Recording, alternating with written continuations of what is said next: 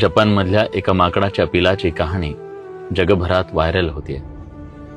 पंच त्याचं नाव.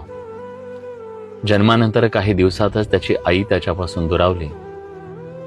एकट्या पडलेल्या त्या माकडाच्या पिलाला बाकी माकडांनीही स्वीकारलं नाही, झिडकारलं. एकट्या पडलेल्या त्या माकडाच्या पिलाला एक खेळणी मिळाली. त्या खेळण्यालाच त्यानं आई म्हटलं. त्या खेळण्यातच त्यानं भाऊ आणि मित्र शोधला.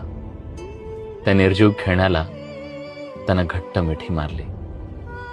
त्याच्या एकटेपणाची ही कहाणी आपल्याला सगळ्यांना एक गोष्ट सांगतेय, ते म्हणजे तुमच्याकडे कितीही पैसा असू द्या, कुठलीही गाडी असू द्या, कितीही फ्लॅट असू द्या, पण जर तुमच्याकडे तुमचा हक्काचा माणूस, त्याचं प्रेम आणि आधार नसेल तर हे सगळं झूट आहे.